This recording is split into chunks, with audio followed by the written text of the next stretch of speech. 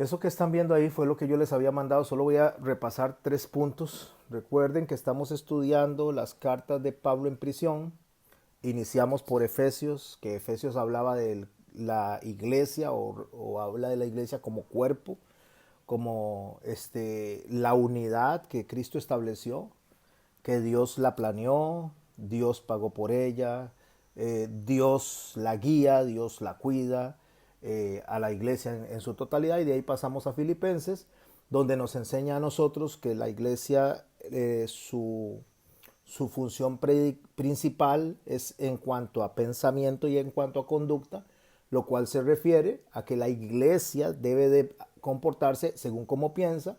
Por lo tanto, el pensamiento de la iglesia debe de ir en la dirección de pensar en lo justo, en lo bueno, en lo santo, en todo lo que le bendiga a la iglesia como tal, para poder enfrentar todas las vicisitudes de la vida, de manera de que todos nos mantengamos unidos en un solo cuerpo.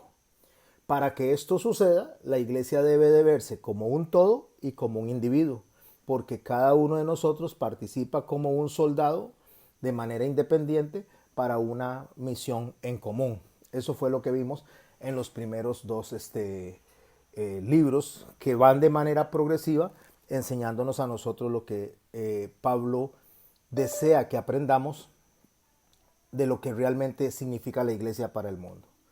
Aprendimos también cómo de manera literal se hablaba de la mutilación del cuerpo en cuanto a la circuncisión, pero Pablo habla de la manera del cuerpo en cuanto a mutilación, en la separación o la división que se haga de esta iglesia, porque la circuncisión debe ser del corazón, o sea, quitar nuestra forma pecaminosa de actuar como individuo y como iglesia, para darle paso a la unidad que Cristo nos enseñó desde el capítulo 17 de Juan, o en todos sus evangelios, pero la oración principal.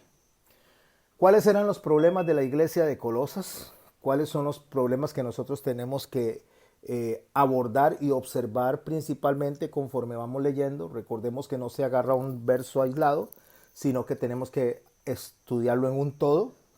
No solo en el todo de la carta a los colosenses en sí mismo, sino en el todo de la teología paulina, bajo la dirección, bajo la sombra de lo que Jesucristo enseñó. Y lo que Jesucristo enseñó, por supuesto, es según lo que se escribió en los libros de Moisés, en los profetas, se escribió en los salmos y se escribió también en todo lo que es el Antiguo Testamento. A eso se refiere que nosotros debemos de basar todos nuestros estudios sin desconectarnos del Antiguo Testamento, de la interpretación que Jesús le dio y de lo que Pablo nos enseña a nosotros en cuanto a lo que nosotros somos o el rol que ocupamos dentro de esta iglesia como gentiles.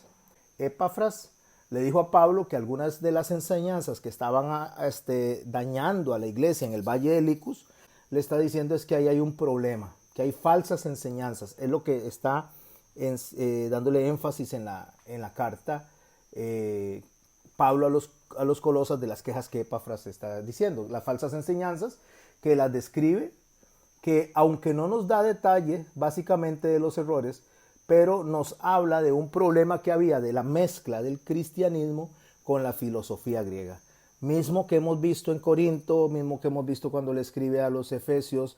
O sea, es aquella filosofía de los estoicos y los epicureos que consideraban que la filosofía era el camino a la felicidad, que la filosofía era el camino a agradar a Dios. Eran personas que venían de adorar otros dioses, conocen a Jesucristo o Jesucristo los conoce a él, los arrastra, pero ellos se mantienen conectados a lo que es la manera de el interpretar el gozo, felicidad del individuo desde lo que es la filosofía griega. El problema principal es que lo que aprendían ellos, venían otros también que venían de Judea, sino que porque mezclaban el pensamiento griego con la ley judía y se apartaban de lo que eran las enseñanzas de Jesucristo. Porque recordemos, mis hermanos y hermanas, que la ley del Señor dice que es buena, es agradable y perfecta, refiriéndose a los libros del Pentateuco. Pero cuando la ley se agarra, y no se agarra para llevarnos a Cristo, sino para exaltar, para levantar lo que es al hombre y la acción del hombre, entonces esta ley se podría convertir básicamente en un camino a la idolatría, porque la misma palabra de Dios se puede utilizar para que el hombre la desvirtúe y haga las que hizo el enemigo en el Edén, ¿verdad? Cuando engañó a Eva a través justamente de distorsionar la palabra, o lo que hizo cuando nuestro Señor Jesucristo estaba en el desierto, que también él con la misma palabra de Isaías trataba de distorsionar el mensaje.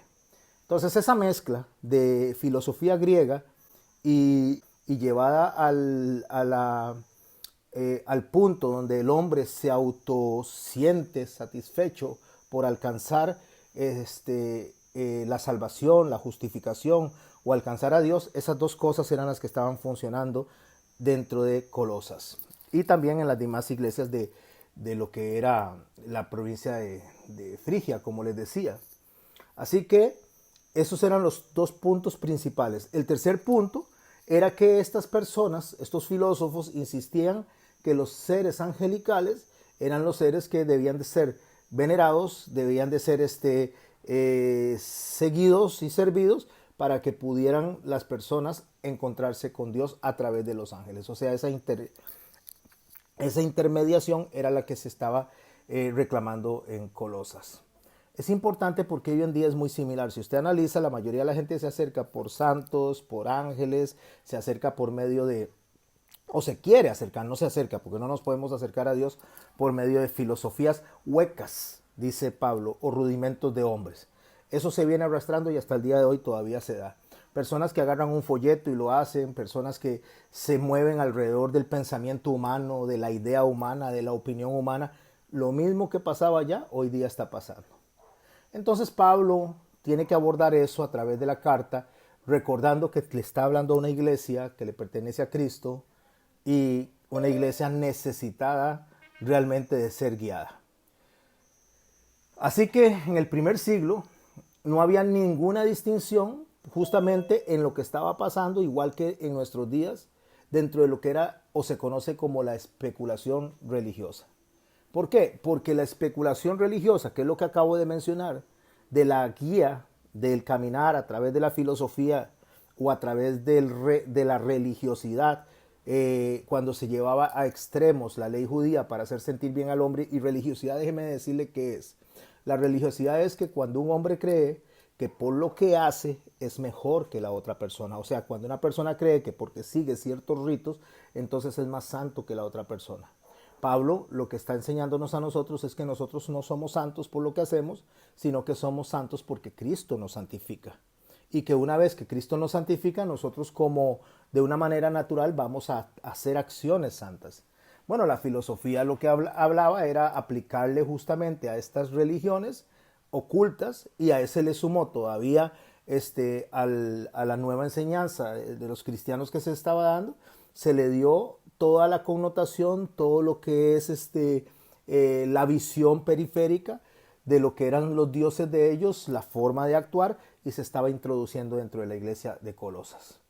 Ok, a menudo estas tradiciones incluían, por supuesto, misterios y ritos especiales, con los secretos que ellos creían que llevaba hacia la sabiduría, pero estas filosofías lo único que hacían era que alejaban del verdadero plan de Dios a la gente, y por otro lado se habían infiltrado a la iglesia de Colosas. A estos falsos maestros es a los que él está llamando la atención, y como punto principal con el cual cierro la introducción que les mandé, que Pablo aborda lo que se conoce como la anulación del ascetismo dentro de lo que ellos están enseñando. ¿Qué es el ascetismo? El ascetismo es una anulación impropia del placer físico. O sea, las personas que practican el ascetismo piensan que el placer es inmoral. O sea, que el tener placer sea en la parte del cuerpo, en la parte de la alimentación, en la parte del intelecto, cualquier cosa que produzca placer o que produzca gozo a la persona, eso es inmoral. Entonces ahí es donde caen las personas en hacerse sus flagelaciones, sus golpes. Y por supuesto que el placer no está mal porque Dios lo estableció. Los placeres Dios los puso. Lo que pasa es un placer, para darle un ejemplo, el sexual debe darse dentro del matrimonio. El placer de la alimentación debe darse dentro de un equilibrio donde las personas no pasemos y nos abusemos a caer en la gula. Y así cada uno de los placeres. O sea, Pablo viene y le habla a las personas que practican el ascetismo, que es el ascetismo, que no podemos sentir placer, porque eso era lo que se estaba dando en Colosas. Entonces eran guiados, eran instruidos a través del pensamiento religioso que habían aprendido ellos dentro de los griegos, le habían sumado el ascetismo y le habían todavía tratado de enseñar a ellos que es a través del pensamiento del hombre, de cómo el hombre actúa, de la fortaleza del hombre, la capacidad del hombre, el hombre, por supuesto me refiero a hombre y mujer, el hombre como mediador y persona capaz de acercarse por sí mismo a Cristo. Bueno, el Señor lo dijo muy claro, que nadie puede venir al Padre si no es por mí o si el Padre no le atrae o no le arrastra. Ese es el pensamiento con el cual nosotros vamos a empezar a estudiar la iglesia de Colosenses, sin desconectarnos de lo que aprendimos de Efesios y sin desconectarnos de lo que aprendimos a los filipenses. Recuerdes, ¿cómo pienso yo? ¿Cuál es mi manera de pensar? Depende cómo yo piense, eso yo soy. Pero lo que yo piense y lo que yo soy va a ser lo que yo alimente. Porque lo que entra a mí entra por mis oídos y entra por mis ojos. Lo que yo veo, lo que yo leo y lo que yo oigo, eso alimenta mi espíritu. Y el Señor dice que eso que está adentro, justamente lo que contamina al hombre, lo que adentro tiene como aprendizaje, porque eso es lo que va a salir hacia afuera, va a proyectarse a los demás y es lo que vamos a enseñar.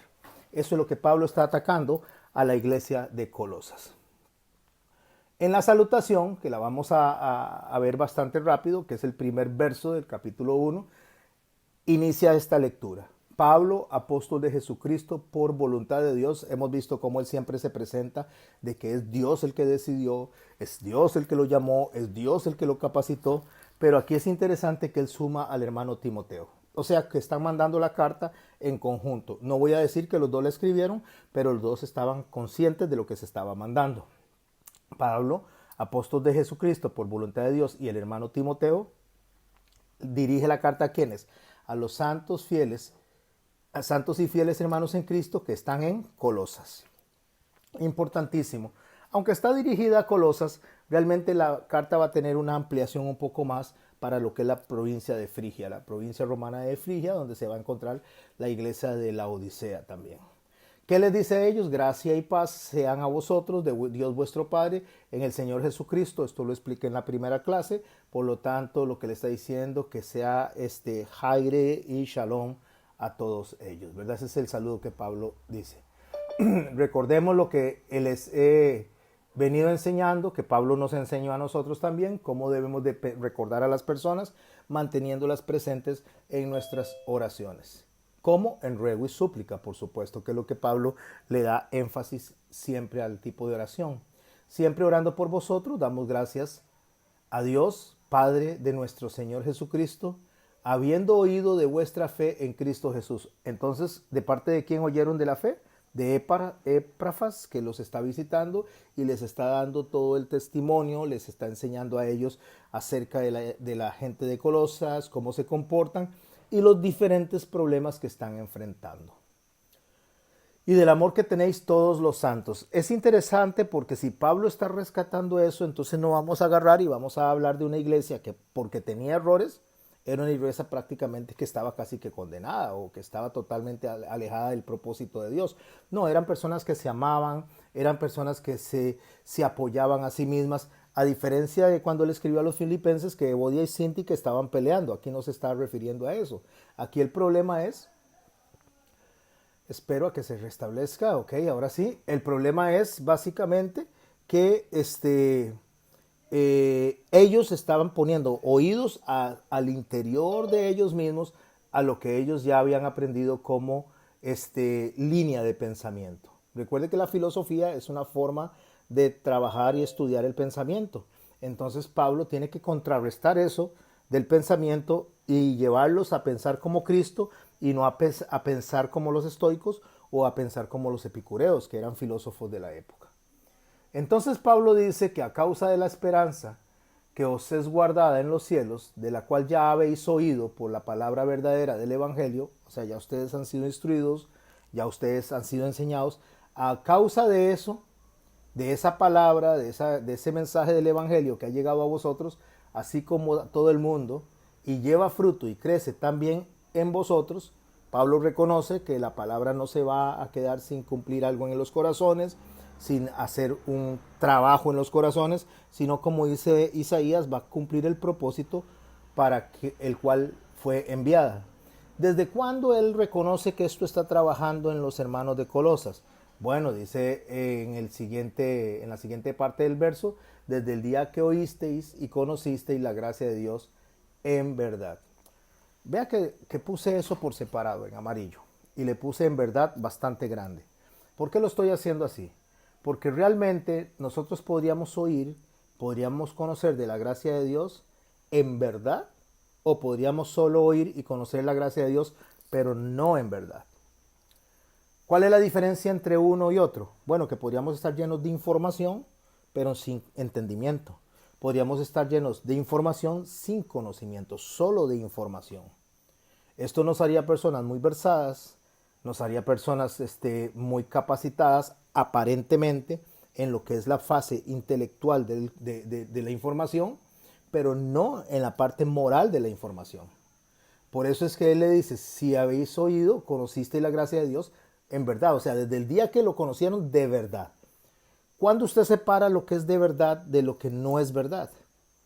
¿Cómo separamos nosotros conocer el Evangelio en verdad y conocerlo de la manera que no es verdad? Bueno, cuando el Evangelio transforma nuestra vida, cuando el Evangelio impacta nuestra vida y nosotros empezamos a ser guiados por el Espíritu Santo. A diferencia de una persona que escucha la palabra, le gusta cómo suena, le gusta cómo funciona, la sigue, pero no tiene una conversión. Lo que tiene es una atracción, algo que le gusta seguir, algo que le llama la atención, pero no hay una conversión. Estas dos personas se separan en un momento determinado cuando viene la aflicción. Cuando viene la aflicción, el que conoce verdaderamente la palabra de Dios en su corazón, la practica, la vive porque fue sellada por el Espíritu Santo, se va a mantener en medio de la batalla, se va a mantener en medio de la lucha, como nos enseñaba Filipenses y Efesios, como soldados de Cristo para salir adelante. Mientras que la persona que escuchó el mensaje y fue algo que le gustó, le entretuvo, le llamó la atención, le pareció simpático, es como cualquier otro libro que se lea. Como que agarre usted un libro de pensamientos de hombre, lo lea y me gusta mucho, pero una vez que viene la aflicción, entonces la persona coge por su rumbo, porque no hay nada que lo sostenga, no hay un ancla que lo mantenga ahí. Y el ancla que lo puede mantener a uno siempre adelante, siguiendo adelante, indiferentemente de si sus situaciones, sea económica, sea personal, sea espiritual, no importa lo que esté pasando, el única ancla que nos puede sostener es el sello del Espíritu Santo, y eso es lo que se define como en verdad. Así que él le dice, bueno, yo sé que ustedes oyeron la palabra, conocieron la gracia de Dios, en verdad. ¿Por qué? ¿Y de quién aprendieron eso? Bueno, Pablo en el verso 7 dice, como lo habéis aprendido de Epafras, vuestro consiervo amado, que es un fiel ministro de Cristo para vosotros. Entonces hay un reconocimiento de que el maestro que les ha enseñado eso, la persona que los ha guiado, la persona que les ha hablado del Evangelio y que tiene un buen testimonio es Epafras, quien también os ha declarado vuestro amor, quien también nos ha declarado vuestro amor en el Espíritu. Entonces Epafras viene a hablar con Pablo de los problemas, pero le está diciendo a Pablo de que estas personas aman a Dios, tienen el celo de Dios, pero están caminando equivocados. ¿Por qué él viene a Pablo? Porque si Epafras es un buen hombre, es un hombre de Dios, es un hombre que tiene una buena guía, ¿por qué viene a Pablo? Bueno, la respuesta es sencilla, porque Pablo representa una autoridad espiritual que le va a decir a través de una carta a los hermanos dónde se están equivocando. Cuando nosotros tenemos una autoridad de Cristo como maestro, tenemos una autoridad de Cristo que nos guía, nosotros no vamos a venir y nos vamos a basar en nuestra opinión, sino que vamos a consultar a la autoridad, a ver si lo que nosotros estamos diciendo, lo que estamos haciendo, va de acuerdo al pensamiento de Cristo. Un ejemplo, para poner un ejemplo, ustedes están aquí y están estudiando porque consideran que en alguna medida, si no estuvieran ahí, me consideran como una autoridad, como un maestro de la palabra para ustedes poder recibirla y trasladarla a otra persona. Entonces, ¿qué sucede si ustedes llegan en un momento determinado y llegan a una persona que también enseña Biblia, que también se ha metido a estudiar a fondo la palabra, pero que tal vez haya algo ahí que no lo conecte bien a la palabra, sino que tenga el celo, tenga el buen deseo de enseñar, pero no ha examinado los documentos o no ha examinado la historia o no se ha profundizado en el mensaje y se ha desviado tal vez por un poquito de opinión personal, que era lo que estaba pasando en Colosas con los estoicos y los epicureos, con estos filósofos. Entonces, cuando usted escucha el mensaje, puede ser que el mensaje que esta persona le está diciendo suene muy bonito, suene muy bíblico, pero usted dice, no, voy a preguntarle al pastor Garmendia a ver si él me aclara si esto está bien.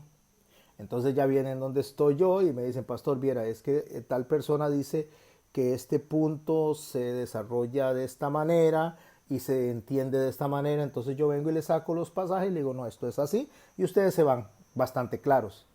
Pero entonces van más allá de irse bastante claros. Si no, me dice, pastor, usted me podría tal vez dar un documento donde usted haya explicado bien eso, un video que usted tenga, una grabación de una enseñanza que yo la pueda llevar allá a esas personas para que yo compartirla con ellas. Porque no hay un deseo de competencia, no hay un deseo de maltratarse, no hay un deseo de obstaculizarse, solamente que hay personas que están confundidas. Bueno, así es como Epafras está llegando donde Pablo. Le está diciendo allá en Colosas, la gente está comportándose así, está dejándose influenciar por los falsos maestros. Y yo vengo a preguntarte, todo esto lo estoy haciendo de una manera como teatral, como lo hacía casi Ezequiel cuando representaba las parábolas, con el fin de que podamos tener bastante claro el mensaje. Entonces él viene y dice, tenemos esto, Pablo. Este es el problema, se está dando esta situación en la iglesia, estos son los puntos, la gente está dándole mucha relevancia a los ángeles, de hecho están adorando a los ángeles. La gente cree que si ellos gozan de algo, entonces están pecando, entonces les están suprimiendo el gozo, los deseos que ellos tienen que contenerse porque dicen que están pecando y estas cosas las está llevando de Pablo. Pablo viene, le alivia la carga de conocimiento, le dice cómo son las cosas y le da una carta. Le da una carta para que se la lleve a los hermanos como autoridad que es él y por supuesto los hermanos donde la reciban van inmediatamente a atender esa autoridad, ¿verdad? Que él está escuchando. Estamos hablando en el contexto de iglesia, estamos hablando en el contexto de hermanos que aman a Dios, porque si usted me dice a mí, es que pastor, yo fui allá donde una denominación que no cree en Jesucristo como Dios, o no cree en Jesucristo como parte de la Trinidad, o no cree en Jesucristo como Salvador y Mediador, lo que estamos haciendo es tomando las perlas y tirándoselas a los cerdos. Hay que entender que sean personas que genuinamente amen a Dios, pero que estén confundidos. Esa es la diferencia. No podemos una cosa son los que están confundidos, que aman a Dios, y otra cosa son los que deliberadamente no les interesa llevar la enseñanza de Cristo. Bueno, así es como se está dando todo este desarrollo que llevamos hasta el verso 7. Y en el verso 9, 7 y 8, y en el verso 9 nos dice así: por lo cual también nosotros, desde el día en que oímos, no cesamos de orar por vosotros. O sea, desde el momento en que escucharon que se estaban dando estas diferencias, que se estaban dando esos problemas, que se estaban dando este montón de ideas filosóficas dentro de la iglesia, dice, no cesamos de orar por vosotros. ¿Qué fue lo que primero Pablo determinó? Y Timoteo, vamos a orar. Epafras, mire, lo primero que tenemos que hacer es orar. ¿Qué es lo que vamos a orar? ¿Qué es lo que vamos a pedirle a Dios? Bueno, vamos a pedirle a Dios para que se corrija lo que está pasando allá. Yo voy a mandar la carta, yo voy a explicarle a usted cómo son las cosas dentro de lo que es la teología paulina para poder entender a Jesucristo. Yo le voy a explicar todo eso, pero eso nosotros no somos capaces de cambiar el corazón de ninguna persona, sino que tenemos que recurrir a quien puede dar sabiduría, a quien puede llenar de conocimiento. Nosotros tenemos que recurrir al Padre, nosotros tenemos que recurrir a Dios, nosotros tenemos que recurrir al Espíritu Santo. Por eso es que cuando Él dice, no cesamos de orar, de pedir que seáis llenos. No que se llenen, sino que seáis llenos. ¿Qué significa ser lleno?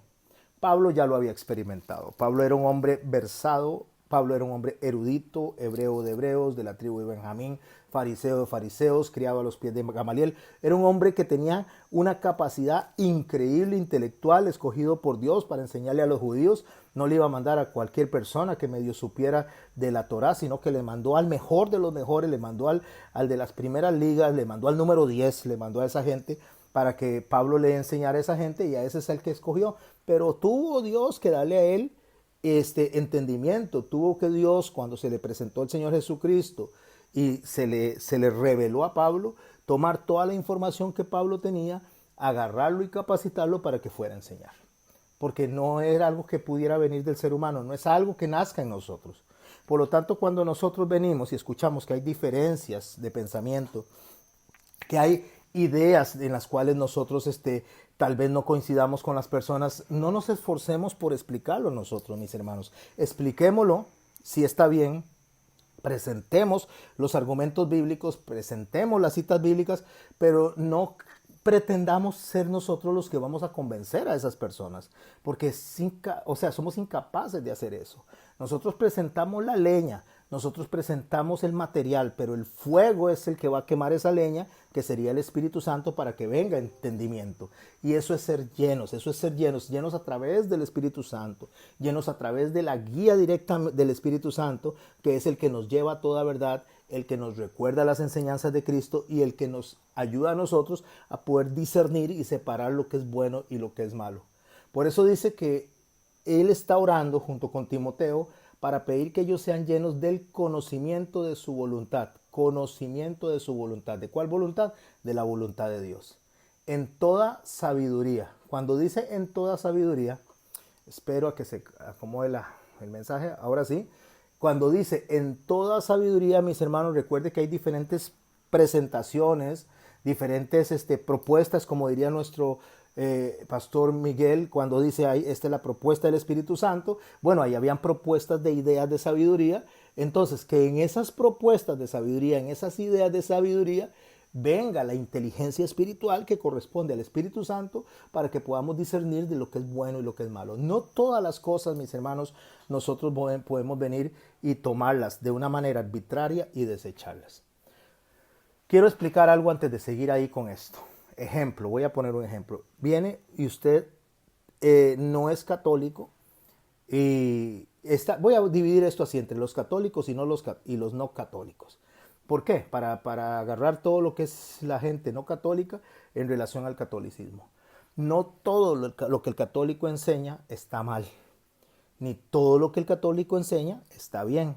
Por eso es que el Señor dice que debemos de tener conocimiento de su voluntad en toda sabiduría e inteligencia espiritual, lo cual significa que nosotros tenemos que aprender a tomar del mensaje lo que está bien, quitar lo que está mal y atesorar lo que está bueno.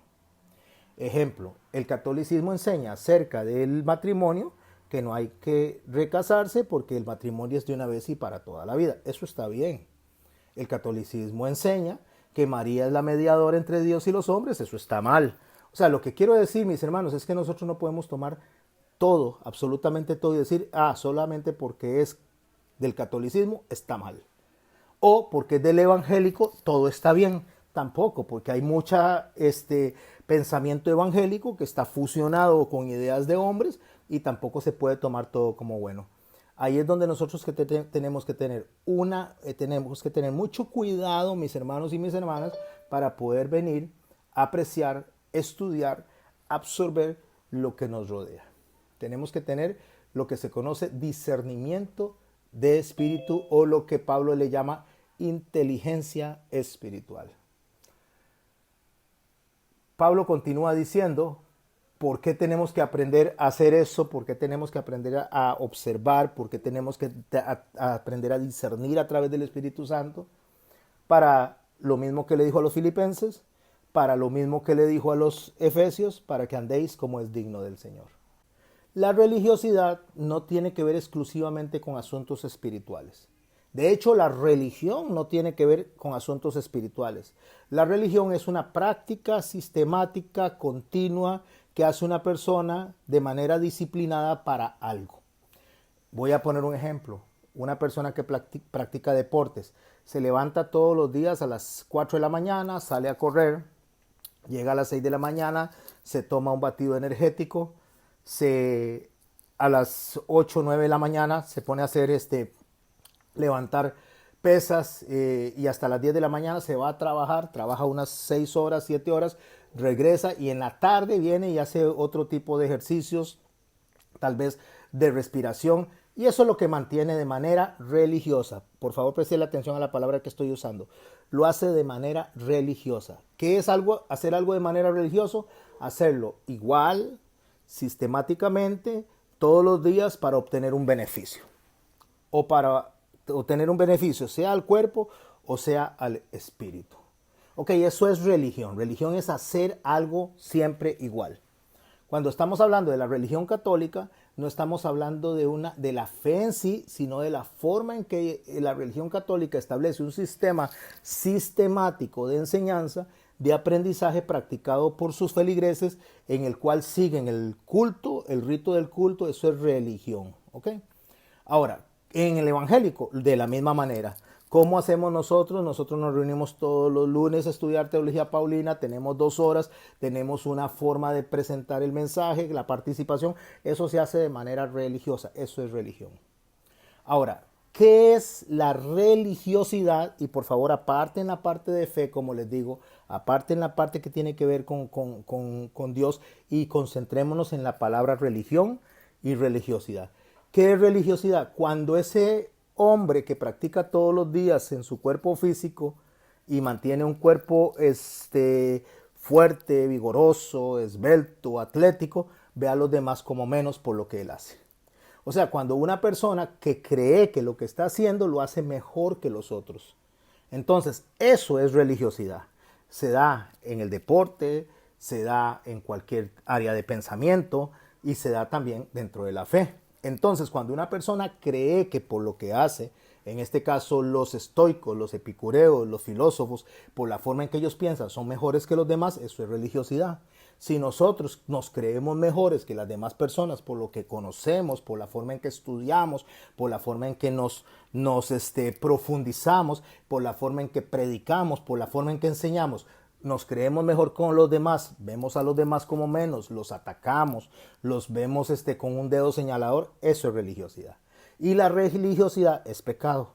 Por lo tanto, la religión y la religiosidad debemos de entenderla dentro del campo de que la persona se siente mejor que los demás por lo que supuestamente es. Bueno, ¿para qué tenemos que hacer eso? Como dijo Pablo en el verso 10, para que andemos como es digno del Señor. Eso se lo dice a la iglesia de Colosas y por extensión a nosotros. Ahora, ¿cómo se agrada al Señor? O sea, ¿qué es ser digno o caminar de manera digna para con el Señor? Para andar como es digno, o sea, como a Dios le agrada. Dice el resto del verso 10, agrandándole en todo. Esa es una de las primeras cosas debemos de tomar en nuestra lista de donde hagamos los checks de caminar dignamente delante de Dios, es hacerlo cosas que le agraden. Cuando yo voy a hacer algo, llámese lo que se llame, yo tengo que preguntarme, ¿será que Jesús haría esto que yo estoy haciendo? Yo creo que es la respuesta más rápida que tenemos nosotros para poder hacer algo de forma que agrade a Dios. Si nosotros vamos a ir, ejemplo, y nos vamos a meter en una conversación que no conviene, una conversación donde hay chistes vulgares, nos debemos de preguntar, ¿Jesús estaría aquí contando chistes con estas personas? Y simplemente ese es el freno que nosotros vamos a tener. Entonces ese freno nos va a decir, no, me alejo de este tipo de comunión, este tipo de reunión, o me quedo aquí. ¿Jesús lo haría? Bueno, Jesús no lo haría. Y si lo hace, lo haría bajo sus términos. Él es el que establecería las reglas de la conversación. O vamos añadiendo ahí cada una de las cosas que hacemos y dónde las hacemos. Jesús lo haría. Yo creo que eso es lo principal. Nuestro Señor Jesucristo lo haría. Entonces, para agradarle en todo, tenemos que compararnos con nuestro Señor Jesús. ¿Para qué? Para llevar fruto, que es llevando fruto en toda buena obra. Para que cuando nosotros nos presentemos, las personas vean en nosotros a Cristo, vean el fruto de nosotros, que es conectado al pensamiento de Cristo. O sea, que accionamos como Jesús hubiese accionado, creciendo en el conocimiento de Dios. O sea, cuando yo crezco sabiendo lo que a Jesús le agrada, lo que a Dios le agrada, lo que ellos quieren, entonces me va a permanecer a mí en el camino, me va a fortalecer, como dice el verso 11, con todo poder conforme a la potencia de su gloria. Me va a fortalecer conforme a la potencia de su gloria. Quiero que repasemos eso varias veces. Conforme a la potencia de su gloria. ¿Cuál es la potencia de su gloria? El Espíritu Santo. Potencia es la ciencia del poder, o sea, el conocimiento del poder, saber quién es el que tiene el poder. Pablo lo dice de esta manera: el poder que operó en Cristo para resucitarlo de los muertos opera en ustedes para salvación. Entiéndase salvación como lo que hemos aprendido en otros momentos, que está la justificación, la santificación y la glorificación. Por lo tanto, esa potencia, ese poder opera para salvarnos, opera para mantenernos en el camino y opera para llevarnos al final. Como lo dice el escritor bíblico, el Señor inicia la obra, el Señor perfecciona la obra y el Señor termina la obra. Y la obra somos nosotros. Entonces, para caminar como es debido, tenemos que caminar según la mente de Cristo, agradándole a Dios, llevando frutos, creciendo en el conocimiento de Él, que es la vida eterna, conocer al Padre y conocer al Hijo, para estar fortalecidos dentro del poder del Espíritu Santo, que es la potencia de su gloria. ¿Para qué? Porque las palabras no están puestas ahí por ponerse, mis hermanos. Las palabras no están ahí simplemente escritas para que nosotros tengamos una tarde, un lunes en la noche de entretención. No, las palabras están ahí para que nos enseñen a nosotros de aspectos medulares de nuestra alma, porque somos alma que va a vivir eternamente con el Padre y con el Hijo, y para que vayamos nosotros ya con un entendimiento, un conocimiento, y entremos de manera, ya no solamente de manera vivencial, experimental, como lo estamos haciendo ahorita, sino de manera práctica en el reino de los cielos, a vivir eternamente con Él. Entonces hay un propósito, hay algo que Pablo nos enseña a nosotros: para qué hacemos algo, para qué aprendemos algo, por qué nosotros tenemos que concentrarnos en aprender según la mente de Cristo. El verso 11 en la segunda mitad dice: para toda paciencia y longanimidad con gozo, dando gracias al Padre. Aquí esto, mi hermano y mi hermana, nos conecta de nuevo a la forma de orar en gratitud, y por eso nosotros tenemos que vivir según lo que Cristo nos ha enseñado, según la mente de Cristo. ¿Para qué? Para toda paciencia y longanimidad. ¿Qué es paciencia? Saber esperar. ¿Saber esperar qué? Que el Señor nos venga a llamar o nos lleve consigo. O sea, nos venga a llamar, me refiero a que Él venga en las nubes y rescate, se lleve a toda su iglesia, donde estamos incluidos nosotros, o que muramos para encontrarnos con Él. Y la longanimidad es el tiempo que se alarga, en el tiempo que nosotros tenemos que esperar, que se nos hace a veces eterno en esta tierra, pero tenemos que esperarlo pacientemente. ¿Cómo esperamos? ¿Cómo recibimos al Señor? ¿Cómo estamos incluidos dentro de la iglesia? Con gozo, dando gracias al Padre. Qué hermoso, ¿eh? Creo que está clarísimo. ¿Cómo esperamos? Con gozo, dando gracias al Padre. ¿Qué es gozo? Gozo no es felicidad. Gozo va más allá de la felicidad. Podríamos estar tristes, pero gozosos, porque el gozo tiene que ver con una operación del Espíritu en nosotros que nos da convicción del norte, nos da convicción de la meta a la cual nosotros nos dirigimos, dando gracias al Padre, porque eso nos recuerda el salmista, cuando el salmista dijo: hubiera yo perecido en la tierra de los vivientes si no supiera que voy a ver ¿qué? Las glorias del Señor. O sea, al final de cuentas, el salmista sabía que si él no se concentraba en la gloria del Señor, que si él no se concentraba en lo que es Dios y en todo lo que tiene que ver, nosotros aquí hubiéramos desfallecido o desfalleceríamos. Nosotros, mi hermano y mi hermana, aquí nosotros tenemos que dar gracias a Dios, porque Él es el que nos sostiene, es el que nos guía, es el que nos capacita. ¿Y para qué nos capacita? Para hacernos aptos, dice, nos hizo aptos para participar de la herencia de los santos en luz. ¿Quién nos capacita? El Espíritu Santo, para hacernos como aptos, aptos para participar de la herencia. ¿Cuál herencia? La herencia de la mente de Cristo, la herencia de la forma en que Cristo nos modeló, la herencia de ser como Él, de fusionarnos a Él, de llegar a la estatura del varón perfecto. En una de las clases les dije que les iba a explicar lo que es fusión y no lo hice. Algunos ya lo conocen, lo que es un ejat, lo que es estar unidos. Lo dije y después empecé a explicar otras cosas y terminé no haciéndolo. Voy a hacerlo en esta clase. Imaginémonos que tenemos tres papas. Una papa grande, tenemos una papa mediana en el centro y tenemos una papa pequeña a la izquierda. A la derecha una papa grande, en el centro una papa mediana y a la izquierda una papa pequeña. A estas papas le vamos a llamar el Padre, le vamos a llamar el Hijo y le vamos a llamar el Espíritu Santo, esas tres papas. Las tres papas en sí es lo que nosotros conocemos como Elohim. Entonces, este Elohim que nosotros tenemos, vamos a agarrar, los vamos a cocinar, o sea, los vamos a hacer un puré, unimos las tres papas, las majamos, las hacemos un solo puré y hacemos tres pelotitas de esas papas.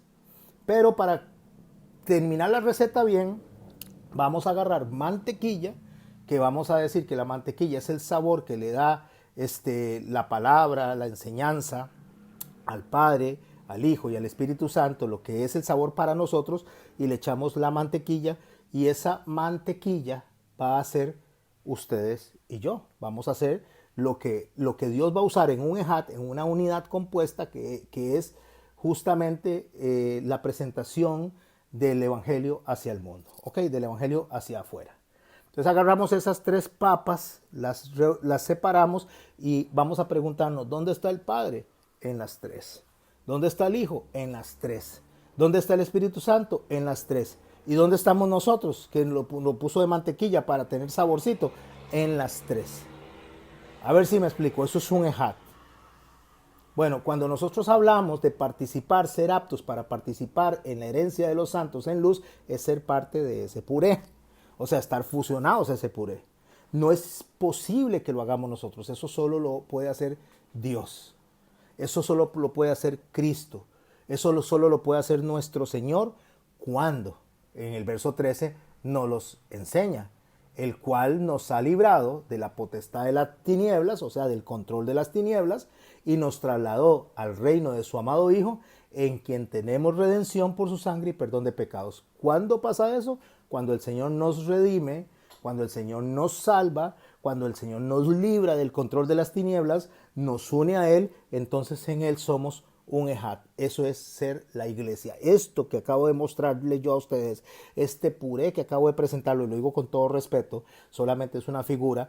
Este puré, eso es la iglesia. La iglesia es usted y yo fusionados al Padre, al Hijo y al Espíritu Santo a través de la adopción, a través de que tenemos redención por la sangre y perdón de los pecados. ¿Para qué? Para reconciliarnos en Él. ¿En quién es Él? Él es la imagen del Dios invisible, el primogénito de toda creación. Ahí está la esencia de la nueva creación. Ahí está la esencia de la nueva generación. Voy a explicarlo de esta manera y una vez explicado esto vamos a volver a hacer preguntas alrededor de esto. Preste mucha atención porque esto es un asunto muy serio, muy delicado para entender por qué Él es llamado primogénito de toda la creación. Porque algunas personas traducen eso, lo interpretan como que Él fue el primero en nacer de un grupo de personas. Pero cuando habla primogénito de toda la creación, más que el primero en nacer, fue el primero en resucitar.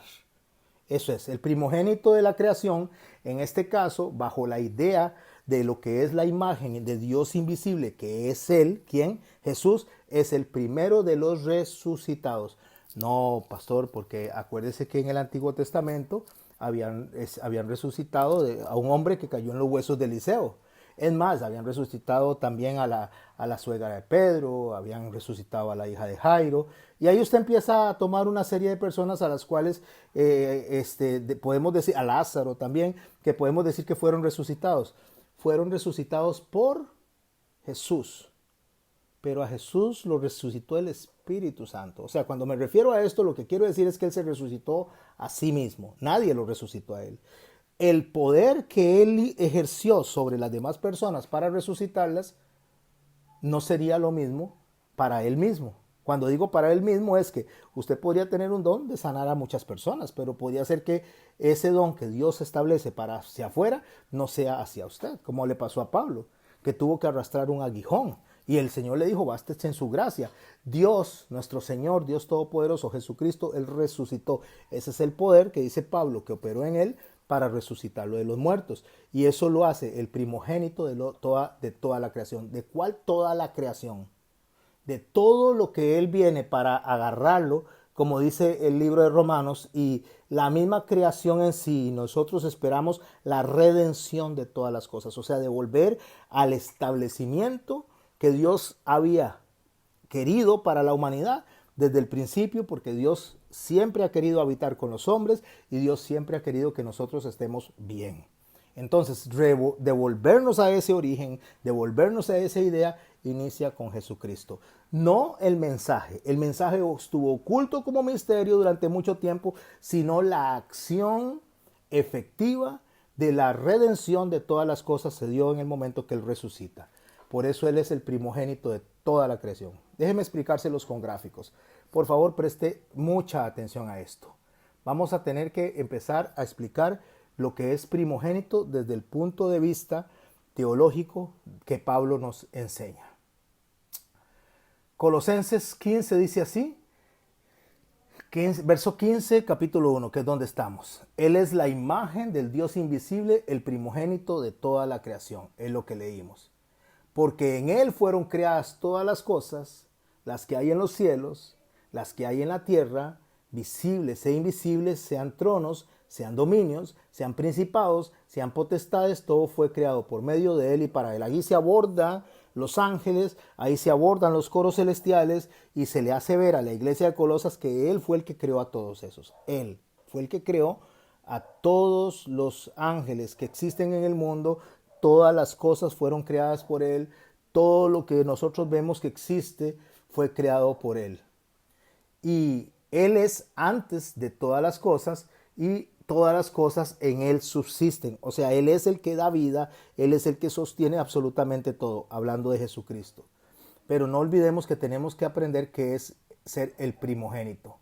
O lo que Colosenses en el capítulo 1, verso 18 nos enseña. Él es la cabeza, o sea, la guía, la mente, el pensamiento del cuerpo que es la iglesia.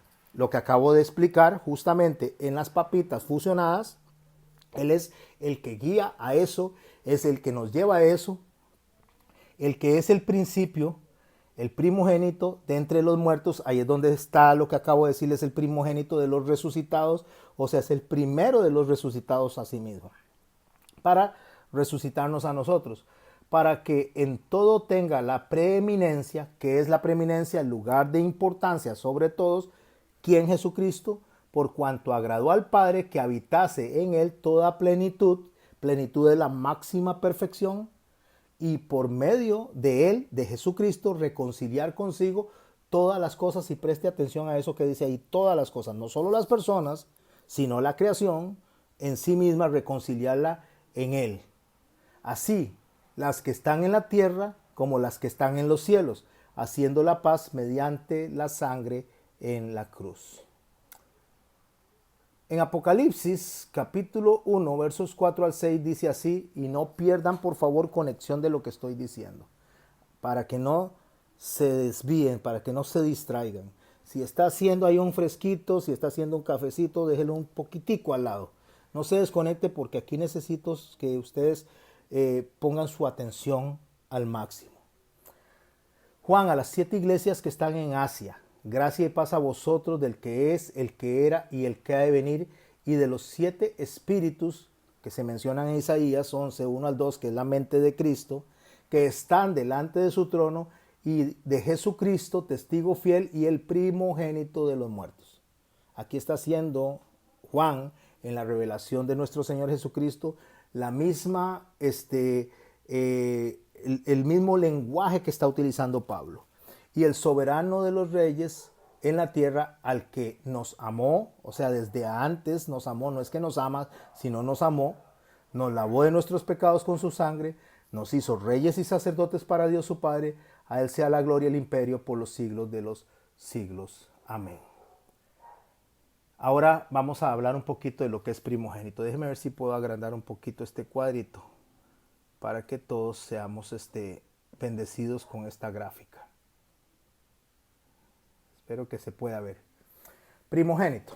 Entonces vamos a explicar lo que es el primogénito, viene de la palabra primus genus, o sea, está hablando el primero de un linaje, o sea, el que genera el origen.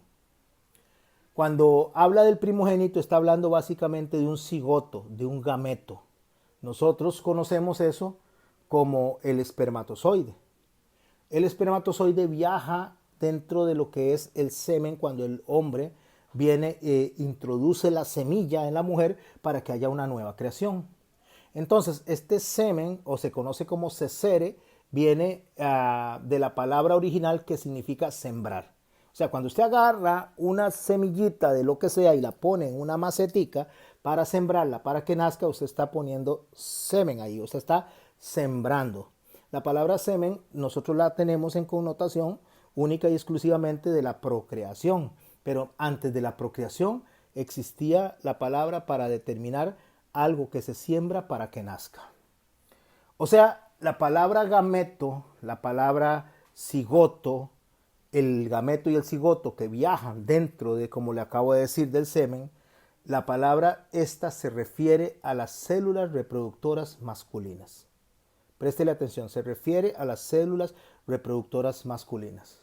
Cuando la palabra está hablando del primogénito, del primus genus, está hablando de aquel que pone la semilla para que haya un nuevo linaje, para que haya un nuevo origen, para que haya una nueva humanidad. Sígame por favor en la siguiente. Lo que ustedes están viendo ahí es cuando uno traslada un mensaje. En este caso yo tengo que trasladar un mensaje. Espero que puedan ver el cursor cuando lo paso. Yo tengo una idea. Yo voy a imaginarme que este de la izquierda soy yo y el que está al frente, este de la derecha, vamos a imaginarnos que es nuestra hermana Laura. Vamos a imaginar. Estamos conversando Laura y yo acerca de la idea de lo que es el primogénito, lo que es el primer gen. Entonces yo tengo una idea dentro de mi mente que me da un concepto, ¿ok? Un concepto a mi cerebro. Entonces yo sé en mi cerebro lo que significa el primer gen o el primogénito. Entonces yo vengo y a través de mi cerebro baja una información a mi boca que se conoce como fonación o como expresión sonora. Entonces la palabra primogénito que yo tengo en mi idea de lo que significa, la digo en mi boca, primogénito.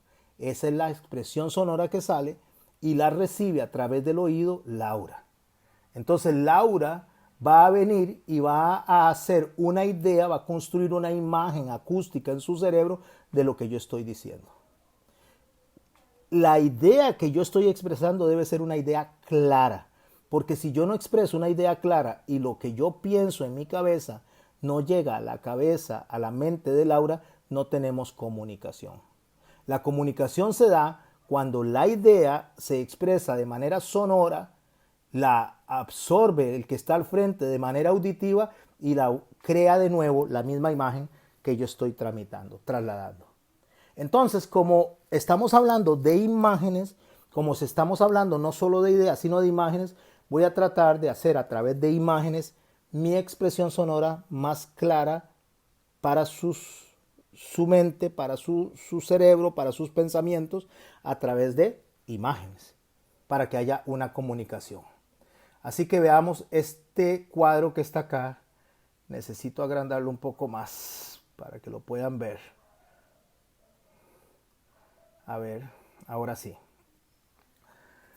Espero que todos lo estén viendo. Préstele atención a este cuadro, mis hermanos. Esto que tenemos a la izquierda, en la parte de arriba, se conoce como un espermatozoide.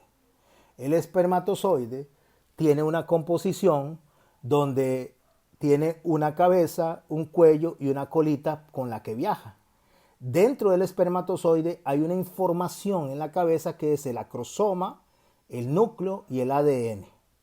Esta información es la que él va a llevar para ponerla dentro del óvulo de la mujer para recibir la información genética y crear un nuevo individuo. Ok, un gen que estamos hablando de la información que está acá dentro es la información genética que es transmitida o transmite la descendencia. Los genes, ahorita voy a hacer la pausa, los genes lo que hacen es traer la información que está en los cromosomas, que está aquí en la cabeza del espermatozoide, y da una información al óvulo para que se cree el individuo. Las mujeres, de la misma manera que el hombre, están establecidos a través de cromosomas. La mujer tiene 2 cromosomas X, o sea, la mujer es XX. Y el hombre es de cromosoma XY. Lo que quiero, por favor, observar, y espero tratar de ser lo más claro posible, es que el óvulo en sí, el óvulo es perfecto, no tiene ninguna información genética negativa, no tiene ninguna contaminación hasta que el espermatozoide entra. Una vez que el espermatozoide entra, el espermatozoide contamina el óvulo, que es perfecto. Entonces nace un nuevo ser, pero nace un nuevo ser contaminado. Porque la información genética de la sangre que tiene que ver con la descendencia está en el cromosoma Y. Entonces, la mujer que se compone de 2 cromosomas, ella genera un óvulo que no tiene ninguna información sanguínea, por lo cual no se traslada ninguna información genética dentro del ADN sanguínea para darle al hombre una determinación de conexión con Adán. La mujer no puede hacer eso porque está incapacitada para hacer eso. Está incapacitada porque el único que puede traer la información genética de Adán, me refiero a la sangre, es el hombre a través del cromosoma Y. Entonces, cuando el hombre pone un cromosoma X a una mujer y se unen a través del espermatozoide en el cromosoma X, nace otra mujer y produce un ser humano que es XX o un ser humano femenino.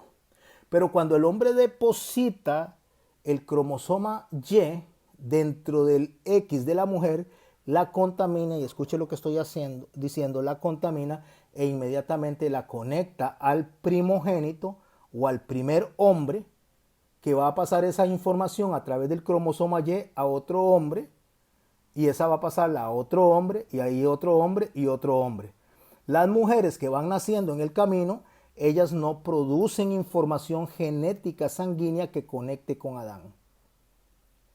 Cuando el Señor le dice a Adán que el pecado va a pasar de generación en generación y que va a esperar a que venga la simiente, semilla, o sea, la simiente que nos salve a nosotros de esa conexión de iniquidad con Adán, se está refiriendo a que en el óvulo perfecto de la mujer va a venir un cigoto, un gameto, una semilla que no está conectada a Adán.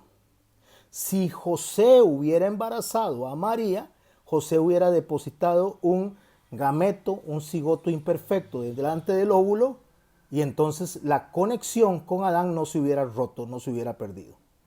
Entonces, cuando el Señor viene y quita de la escena a José y el Espíritu Santo es quien pone la semilla en el óvulo de María, nace un hombre sin contaminación, desconectado con Adán, y ese se llama Jesucristo. Ese es el primero de la creación, el primogénito.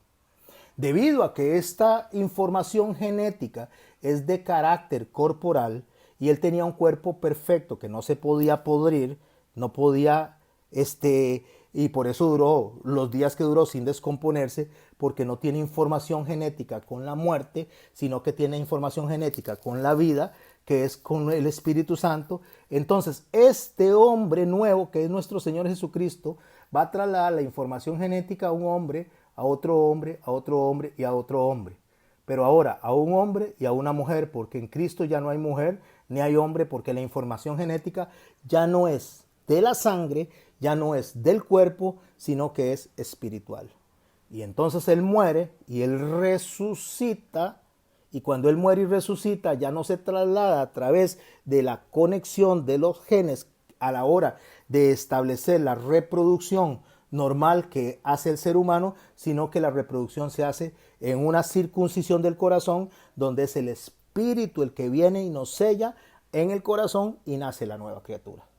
Para que eso sucediera, él tenía que haber muerto y resucitado, porque él muere, deja su cuerpo que está ahí, comparte todavía de lo que es la persona de María, compartido, y él resucita con un cuerpo glorificado, con una información ya no genética corporal, sino con una información espiritual que es la semilla del Espíritu Santo que estuvo en el óvulo de María y ahora está en nuestros corazones, y cuando hablamos nosotros, esa información llamada palabra de vida, palabra de Dios, causa un impacto en los corazones y nacen de nuevo. Es la semilla que hace que nazcamos.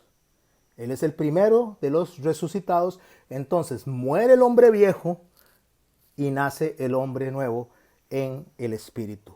Pero un día este cuerpo va a ser quitado y va a ser regenerado a través de nuestra resurrección, ya no solamente en nuestro espíritu, sino también justo en nuestra carne. Así que dice, y a vosotros también, que erais en otro tiempo extraños y enemigos en vuestra mente, ahí está, santidad a Jehová en la mente, es lo que produce que usted y yo pensemos diferente, es lo que produce que usted y yo seamos diferentes, es el nuevo nacimiento en nosotros para una nueva generación, y ese es el primogénito de los muertos, es el primogénito de entre los muertos. Como esto es tan importante de entenderlo, como esto es tan importante de asimilarlo, y la única forma en que nosotros sepamos si nacimos de nuevo es haciendo, voy a leer aquí arriba.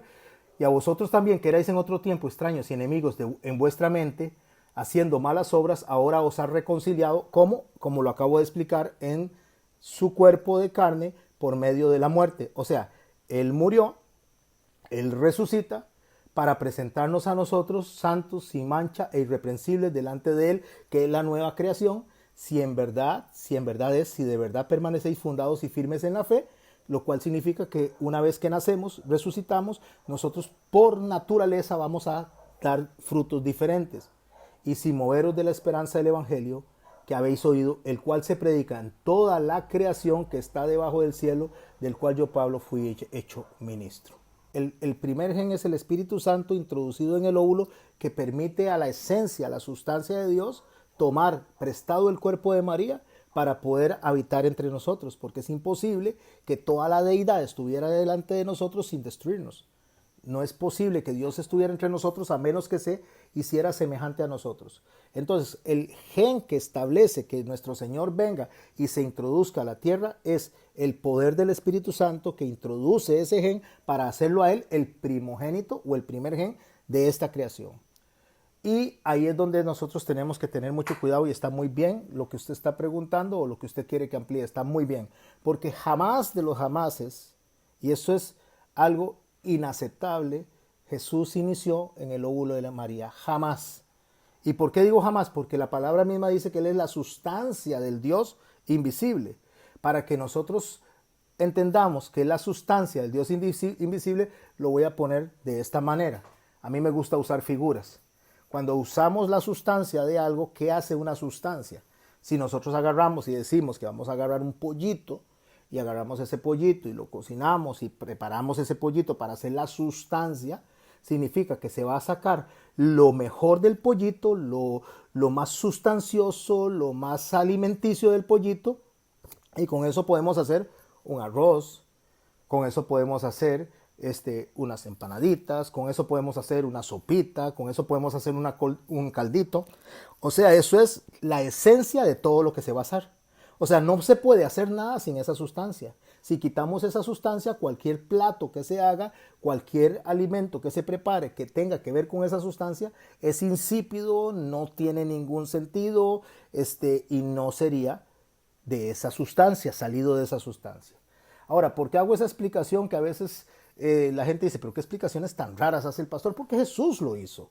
Jesús agarró y habló de los lirios del campo, habló de las aves, habló de las cosas de la tierra para explicar la de los cielos. Entonces, cuando habla que Él es la sustancia del Dios invisible, es que todo lo mejor de Dios se depositó en el óvulo de María, no porque naciera ahí, sino que tuvo cuerpo para presentarse. ¿Y qué es lo mejor de Dios? O sea, si nosotros hablamos de lo mejor, Dios, todo es bueno. Su omnisciencia, su omnipresencia, de Dios su poder, de Dios su inmutabilidad, todo es bueno, pero hay en esencia algo que determina el centro de la esencia de Dios que está depositado en ese gen a través de nuestro Señor Jesucristo, que Él viene y nace y lo deposita en nosotros, en el corazón que es circuncidado y en nuestra mente. ¿Cuál es la esencia de eso? El capítulo 13 de Primera de Corintios nos dice cuál es la esencia, el vínculo perfecto del amor.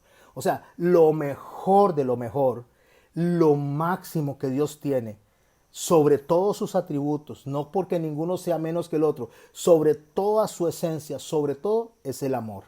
Y ese amor es el que llevó, según Juan 3:16, porque de tal manera amó Dios al mundo para dar a su Hijo unigénito, para que todo lo que en Él cree no se pierda, mas tenga vida eterna. Entonces nos conecta a nosotros a que ese amor fue hecho hombre, fue hecho carne para enseñarnos a amar, para enseñarnos cómo conducirnos. Pero yo no me puedo desconectar de este punto de lo que ya vengo estudiando.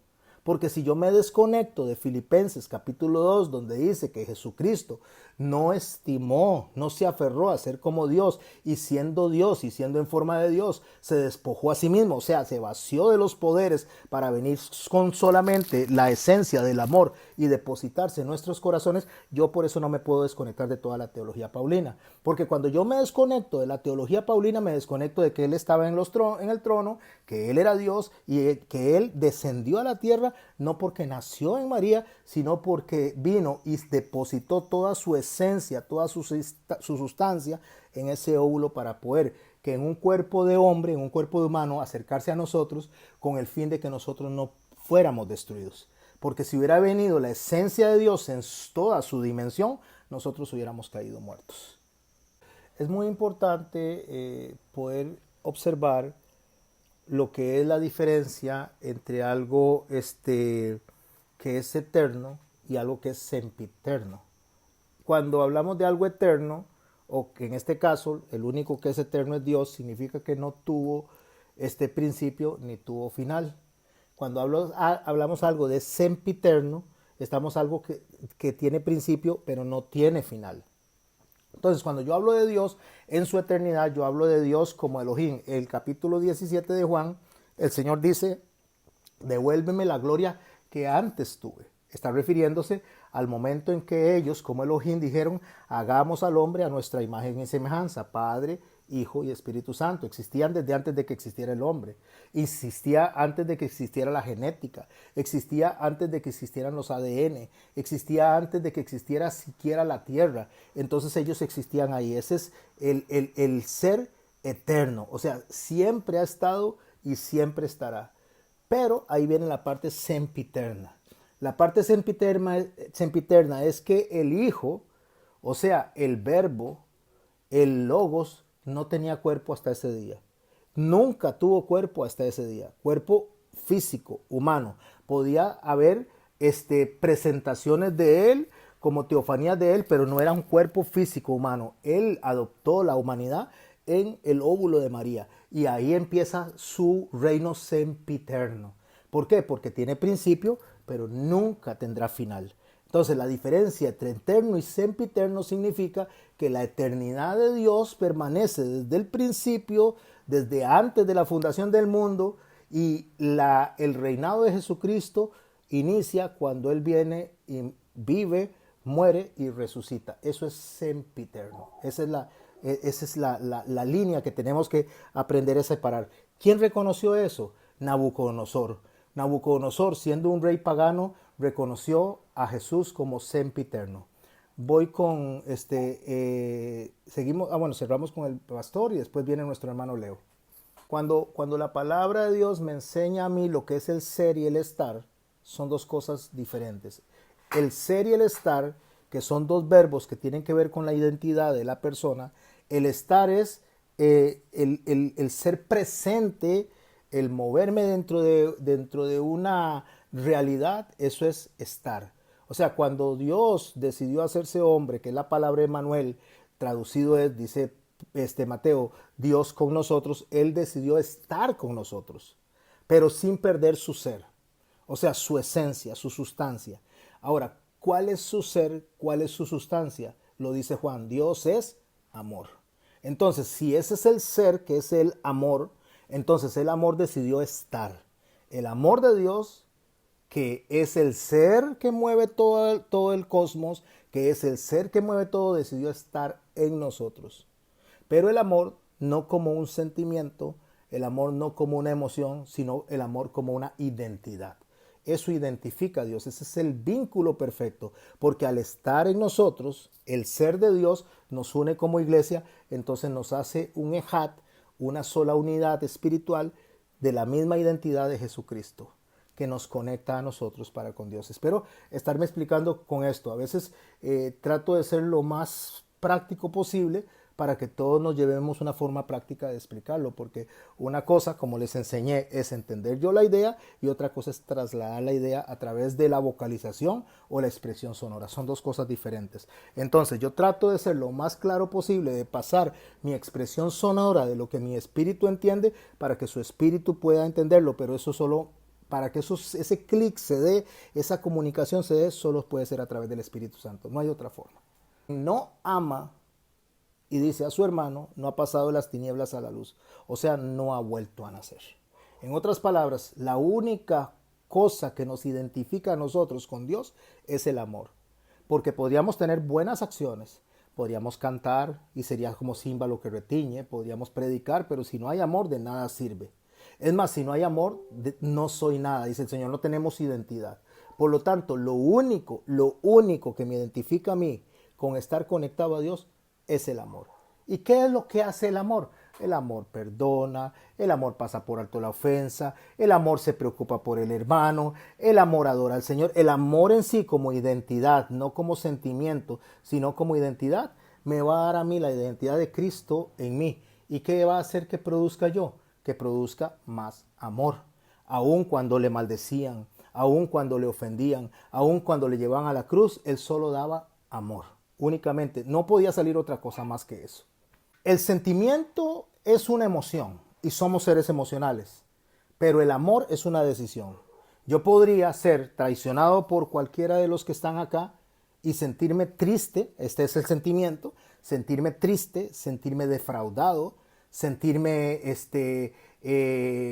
atropellado, sentirme muy mal, pero amar en medio de ese sentimiento. O sea, tener la capacidad de restablecer las relaciones, no de parte de quien me ataca, sino de yo o de mi persona hacia quien me atacó. Eso es una decisión, está por encima del sentimiento, porque si el sentimiento rigiera nuestras acciones, nosotros prácticamente seríamos ermitaños, no viviríamos con nadie, porque todos los días tenemos roces y encuentros.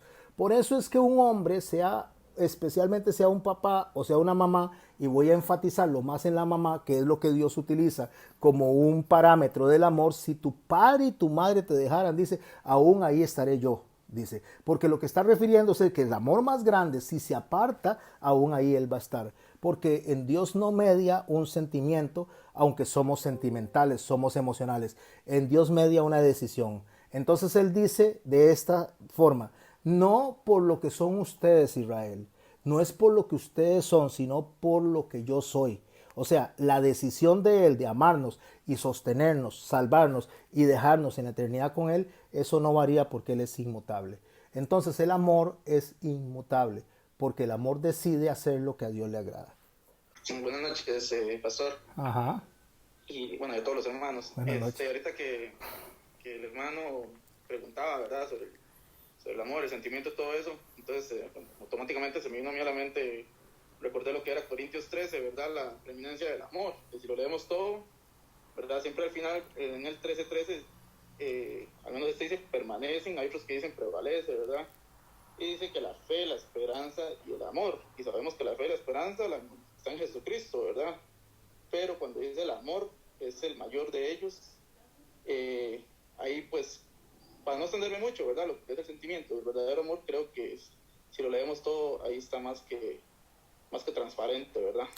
Correcto. El amor sí, el amor de Jesucristo, el verdadero amor, pues permanece o prevalece para siempre.